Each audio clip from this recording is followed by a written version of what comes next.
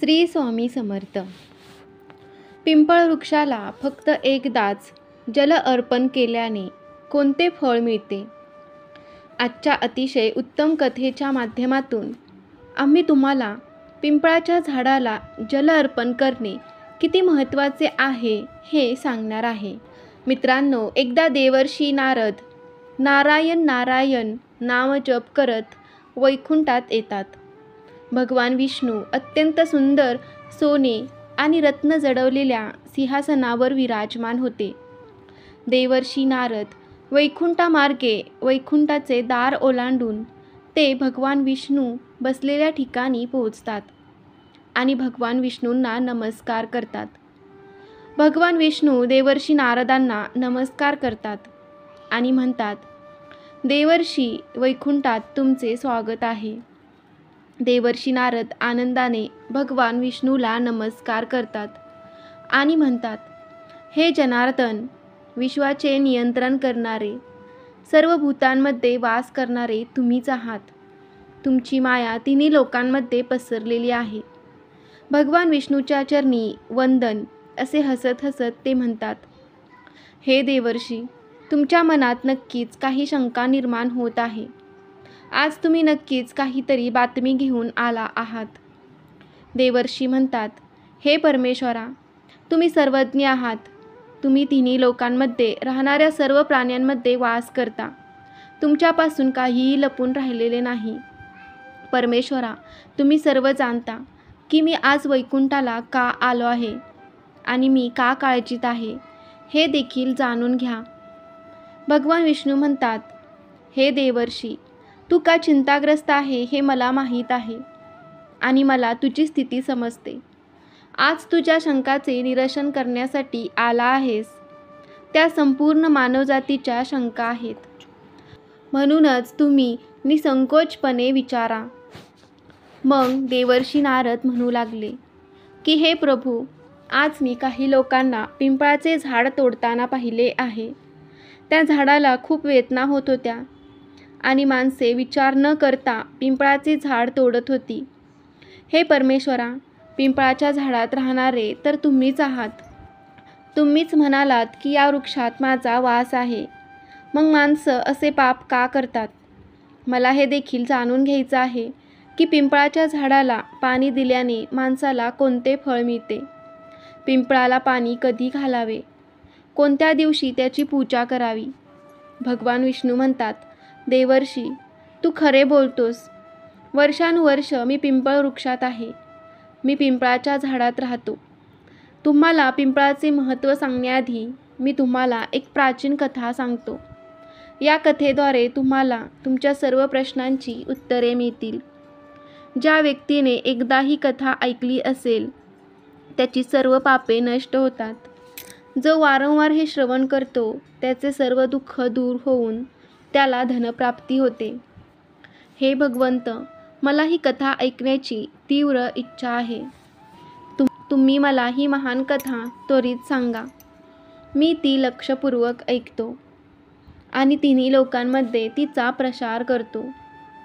श्रीहरी म्हणतात, हे देवर्षी, प्राचीन काळी नंदीग्राम नावाचे एक अतिशय सुंदर शहर होते.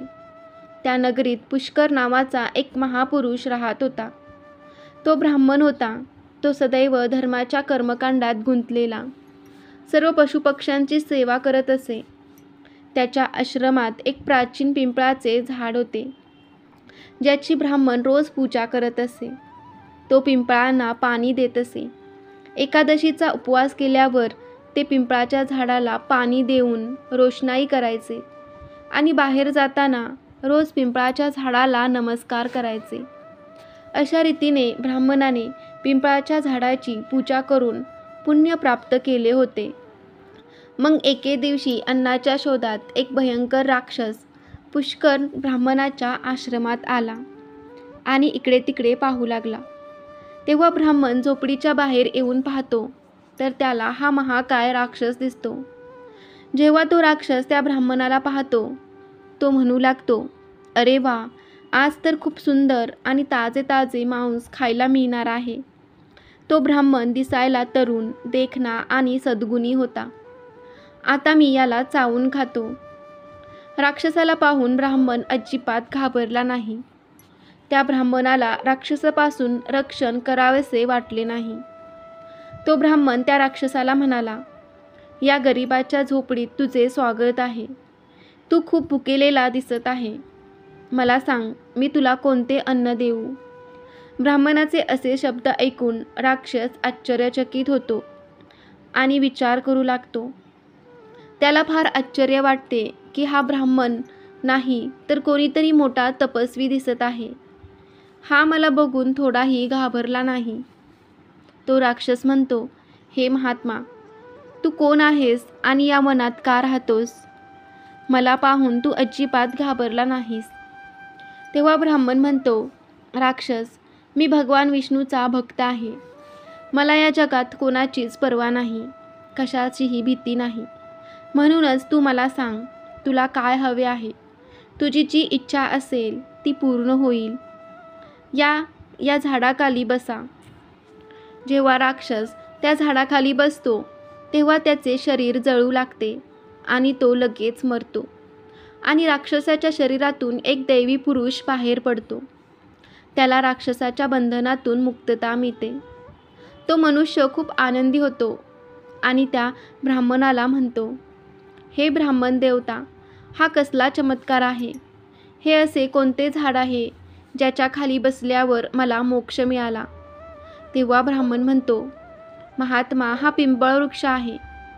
ते स्वतः भगवान विष्णूचे रूप आहे. ते सर्व पापांचा नाश करणारे आहे. या वृक्षाच्या सानिध्यात येण्याने तुमची सर्व पापे नष्ट होतात. मग तो दिव्य मनुष्य स्वर्गाकडे जाऊ लागतो. मग एके दिवशी यमराज आपल्या यमदूतांना बोलवतात आणि म्हणतात की तू जा आणि नंदीग्राम येथे राहणाऱ्या पुष्कर नावाच्या ब्राह्मणाला घेऊन या. यमराजांची आज्ञा मिळाल्यावर ते यमदूत यमलोकातून पृथ्वीवर येतात आणि त्या ब्राह्मणाला जिवंत असतानाच यमलोकात घेऊन जातात. वाटेत महात्मा पुष्कर त्या दूतांना म्हणू लागले, तुम्ही असे का करत आहात? माझा तर मृत्यू पण झाला नाही. मग तुम्ही मला पकडून यमलोकात का नेत आहेत? मग ते यमदूत म्हणू लागले, अरे ब्राह्मणा, शांतपणे आमच्याबरोबर ये. तुला घेऊन येण्याची आज्ञा यमराजांनीच दिली आहे. तू कोणता भयंकर गुन्हा केला आहेस माहीत नाही. तू कोणते पाप केले आहेस हे आम्हालाही जाणून घ्यायचं आहे. मग तो ब्राह्मण शांत राहतो आणि त्या यमदूतांसह यमलोकात जाऊ लागतो. हे पाहून दूतांना पण आश्चर्य वाटते. हा ब्राह्मण ना विलाप करतो, ना शोक करत आहे, ना दुःखी होत आहे. आपण ज्यांना उचलतो ते सर्व प्राणी मोठ्याने शोक करतात. मग ते यमदूत त्या ब्राह्मणाला यमराजांसमोर हजर करतात. त्या ब्राह्मणाला पाहताच यमराज घाबरतात आणि त्या दूतांना म्हणू लागतात, अरे दूतांनो, तुम्ही काय केले? तुम्ही काय घेऊन आलात?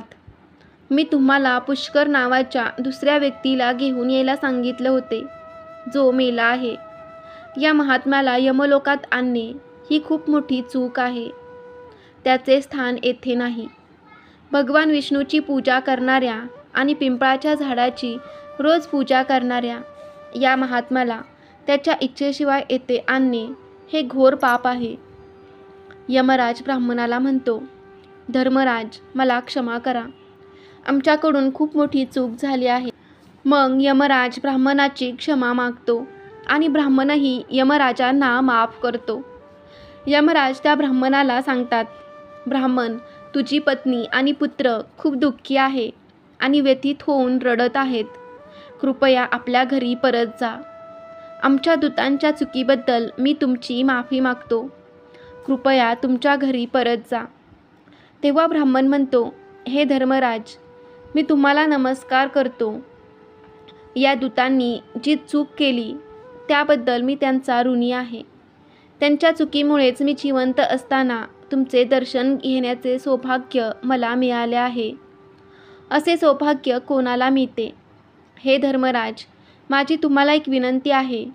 मला संपूर्ण नरक सर्व पाहायचे आहे. ज्या नरकात पापी मनुष्याला खूप कष्ट भोगावे लागतात. ब्राह्मणाचे म्हणणे ऐकून यमराज प्रसन्न होतात आणि म्हणतात, ब्राह्मणदेवा ठीक आहे, जर तुझी इच्छा असेल तर मी नक्कीच तुझी इच्छा पूर्ण करीन. तेव्हा यमराज ब्राह्मणाला घेऊन सर्व नरक बघायला निघाले. पुष्कर ब्राह्मणाने पाहिले की पापी आत्मे नरकात दुःख भोगत आहेत. काही जण सुळावर चढले आहेत, काही जीवांना क्रूर प्राणी खात आहेत, काही गरम वाळूवर चालत आहेत आणि रडत आहेत, काही पापींना किडे खात आहेत आणि काही पापी उकळत्या तेलात टाकले जात आहेत. काही पापींना दूध खूप त्रास देतात, शस्त्रांनी हल्ला केला जात आहे. काही पापी नरकात पीडा सहन करत आहेत, तर काही लोक भयंकर अग्नी जळत आहेत आणि दुःख करत आहेत. पुष्कर ब्राह्मणाला त्या आत्म्यांना दुःख आणि यातना होताना पाहून खूप वाईट वाटले. ते दुःख भोगत आहेत म्हणून शोक करीत आहेत. ते त्या आत्म्याला म्हणू लागले, हे पापींनो, पृथ्वीवर राहून तुम्ही कोणतेही पुण्यकर्म केले नाही का, ज्यामुळे तुम्हा सर्वांना येथे नरकात येऊन दुःख भोगावे लागत आहेत. जे जीव नरकात शिक्षा भोगत आहेत त्यांनी सांगितलं की आम्ही पृथ्वीवर कोणतेही पुण्यकार्य केले नाही, त्यामुळे आम्ही नरकात पडलो आहोत आणि शिक्षा भोगत आहोत. आम्ही इतर स्त्रियांशी संबंध ठेवले आहेत, इतर लोकांच्या घरातून चोरी केली आहे, निष्पाप प्राण्यांची हत्या केली आहे, इतरांच्या विरोधात खोटे आरोप केले आहेत. आम्ही पाहुण्यांचा अनादर केला आहे, व्यभिचार केला. अशा अनेक पापांमुळे आपण सर्वजण नरकाच्या आगीत दुःख भोगत आहोत. तहानलेल्या गायींना पाणी दिलं नाही, दानधर्म करणाऱ्या लोकांना लुटले आहे. आम्ही कधीही व्रत पाळले नाही, आपल्या स्त्रियांचा बळी दिला आहे. आम्ही विश्वासघात केला आहे, आमच्या मित्रांना खोटी साक्ष देऊन अनेक निरपराध लोकांना फसवले आहे. या सर्व पापांमुळे आम्ही नरकाची शिक्षा भोगत आहोत. तेव्हा ब्राह्मणाने त्यांना विचारलं, तुम्ही एकदाही भगवान विष्णूची पूजा केली नाहीत का? त्यामुळेच तुमची इतकी भयंकर अवस्था झाली आहे. पृथ्वीवर राहून भगवान विष्णूची पूजा करणाऱ्या माणसाला अशी दुर्दशा कधीच होत नाही, त्यामुळे त्यांना मोक्ष मिळतो. तुम्ही लोक श्रीहरीच्या चरणी कधीच डोकं टेकवलं नाही, त्यामुळे तुम्हाला नरक मिळाला. तुम्ही लोकांनी पिंपळाच्या झाडाला कधी पाणी घातले नाही. पिंपळाच्या झाडाला जल अर्पण केल्याने अनेक जन्माची पापे नष्ट होतात. मग ते विचित्रपणे म्हणू लागले की हे ब्राह्मण देवता, आमचे अंतःकरण अपवित्र आहे. आमच्या पापांमुळे आम्हाला भयंकर त्रास होत आहे. आमचे शरीर अग्नीने जळत आहे. पण तुझ्या शरीराला स्पर्श करून जो वारा येत आहे, तो वारा आम्हाला स्पर्श करून आमच्या दिशेने वाहत आहे. तो आम्हाला आनंद देत आहे. आम्हाला नरकाच्या अग्नीचा त्रास होत नाही. हे देवा, तू कृपा कर, काही क्षण इथे राहा, म्हणजे आम्हाला काही क्षण सुख मिळू शकेल. आम्ही अनेक वर्ष अखंड दुःख भोगत आहोत. आमचे प्रत्येक अंग जळत आहे. हे ब्राह्मण देवा, तुझ्या दर्शनानेच आम्ही तृप्त झालो आहोत. आम्हाला मदत करा. ब्राह्मणाला जरा दया आली. मग यमराज म्हणतात, हे सत्पुरुष, आता तू नरक पाहिला आहेस. आता तू तुझ्या घरी परत जा. तुझी पत्नी शोकाने रडत आहे. तो ब्राह्मण म्हणतो, हे धर्मराज, या जीवांना दुःखात पाहून मी कसा निघून जाऊ? जेव्हा त्यांच्या दुःखी वाणी माझ्या कानापर्यंत पोहोचते तेव्हा मला खूप वाईट वाटते.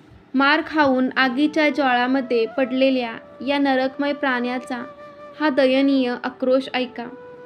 मला त्यातून निघणारा आवाज ऐकू येतो, माझे रक्षण करा, माझे रक्षण करा. मी सर्व प्राणीमात्रांचे अधिष्ठाता देवता भगवान विष्णूची पूजा करतो. जर मी या दुःखी लोकांकडे गेलो नाही, जर मी प्राणीमात्रांकडे दुर्लक्ष केले, तर माझे जीवन वाया जाईल. यमराज म्हणू लागले की ब्राह्मण, तुम्ही श्रेष्ठ आहात. तुम्ही या पापियांची चिंता करू नका. हे सर्व त्यांच्या कर्माचे फळ भोगत आहेत. यासाठी देवाने त्यांच्या शिक्षेची तरतूद केली आहे, जेणेकरून त्यांच्या आत्म्याचा उद्धार होऊन तो पवित्र होईल. त्यांच्यासाठी तुम्ही काहीही करू शकत नाही. त्यांना नरकाची शिक्षा भोगावी लागणार नाही, पण तरीही ब्राह्मणाने ऐकले नाही. त्या नरकमय जीवन जगणाऱ्या आत्म्याला मोक्ष मिळावा म्हणून तो ब्राह्मण भगवान विष्णूची प्रार्थना करू लागला आणि म्हणाला, हे प्रभू, मी खऱ्या मनाने तुझी उपासना केली आहे. प्रत्येक क्षण तुझ्या नावाने मी माझे संपूर्ण आयुष्य फक्त तुझ्या भक्तीमध्ये समर्पित केले आहे. या पापी आत्म्यांना माझे सर्व पुण्य देऊन टाकतो. कृपया त्यांना नरकाच्या दुःखातून मुक्त करा. त्यांना या यातनांपासून मुक्त करा. हे कृष्ण, हे जगन्नाथ, हे विष्णुदेवा, या नरकात यातना भोगत असलेल्या जीवांचे रक्षण करा. असे पुष्कर ब्राह्मणाने सांगताच त्या पापी आत्म्याला ताबडतोब नरकातल्या जीवनातील दुःखातून मुक्ती मिळाली आणि सर्वजण नरक सोडून स्वर्गाकडे निघून गेले. सर्व नरकाचे प्राणी म्हणू लागले, ब्राह्मणा, तुझा सदैव विजय होऊ. तुझ्या कृपेने आम्ही पापातून मुक्त झालो आहोत. असे गुणगान गात सर्व नरकाचे प्राणी स्वर्गाकडे जाऊ लागले. पण काही अजूनही त्या नरकात दुःख भोगत आहेत. ते दुःख करू लागले. त्यांना मोक्ष मिळाला नाही. हा अद्भुत चमत्कार पाहून यमराज आश्चर्यचकित झाले. यमराज विचार करू लागले की या ब्राह्मणाने कोणत्या गुणाच्या प्रभावाने नरकातील जीवांना मुक्त केले आहे. तेव्हा भगवान विष्णू त्या जागी प्रकट होतात. तेव्हा ब्राह्मण आणि यमराज भगवान विष्णूंना नमस्कार करतात. भगवान विष्णूंना यमराज विचारतो, हे भगवान, या ब्राह्मणाने असे कोणते पुण्य केले आहे की त्याने एकाच वेळी इतक्या नरकातील प्राण्यांना मुक्त केले, आणि कोणत्या पापामुळे हे नरकातील प्राणी अजूनही शिक्षा भोगत आहेत. तेव्हा भगवान विष्णू म्हणतात, हे धर्मराज, या ब्राह्मणाने पिंपळाच्या झाडाला रोज पाणी दिले आणि झाडाची पूजा केली. म्हणूनच तो इतका महान सद्गुणी आत्मा झाला आहे की त्याला नरकाच्या जीवनातून पापी आत्म्याला मुक्त करण्याची शक्ती मिळाली आहे, जी इतरांना शक्य नाही. जे जीव अजूनही नरकात दुःख भोगत आहेत, या मानवांनी मागील जन्मी पिंपळाची झाडे तोडली आहेत, त्यामुळे त्यांना मोक्ष मिळू शकला नाही. जो मनुष्य पिंपळाच्या झाडाला फक्त पाणी देतो, तो कधीही नरकात जात नाही. त्याच्यामध्ये इतकी शक्ती आहे की तो इतर पापी लोकांच्या पापांचाही नाश करतो आणि त्याच्या सानिध्यात येणारे पापी देखील त्यांच्या पापांपासून मुक्त होतात. असे बोलून भगवान विष्णू त्या ठिकाणाहून अदृश्य होतात आणि नंतर यमराज त्या ब्राह्मणाला वरदान देतात, हे महात्मा, तुम्ही धन्य आहात. तुम्ही पृथ्वीवर सदैव राहा. तुला माझ्यापासून कोणतेही भय राहणार नाही. जो कोणी तुझ्या सहवासात राहील तो कधीही नरकात जाणार नाही. त्याला अकाली मृत्यू कधीच येणार नाही. अशा प्रकारे यमराजांनी पुष्कर ब्राह्मणाला वरदान दिले. या ब्राह्मणाने यमराजाला नमस्कार केला आणि तो पृथ्वीवर परत आला आणि पूर्वीप्रमाणे दररोज भगवान विष्णूची पूजा करू लागला आणि पिंपळाच्या झाडाला जल अर्पण करू लागला. भगवान विष्णू म्हणतात, हे नारद, अशा प्रकारे मी तुम्हाला पिंपळाच्या झाडाला पाणी देण्याचे महत्त्व सांगितले आहे. तुम्हीही पिंपळाच्या झाडाला पाणी द्यावे. शनिवारी पिंपळाच्या झाडाखाली मोहरीच्या तेलाचा दिवा लावावा. प्रत्येक एकादशीच्या दिवशी पिंपळाच्या झाडाला पाणी द्यावे. पिंपळाच्या झाडाची प्रदक्षिणा करा. तुमची सर्व दुःख संपतील. तुम्हाला ही कथा कशी वाटली कमेंटमध्ये नक्की सांगा. माहिती आवडली असेल तर व्हिडिओला लाईक करा आणि आपल्या चॅनेलवर नवीन असाल तर चॅनेलला सबस्क्राईब करायला विसरू नका. श्री स्वामी समर्थ. जय जय स्वामी समर्थ. श्री गुरुदेव दत्त.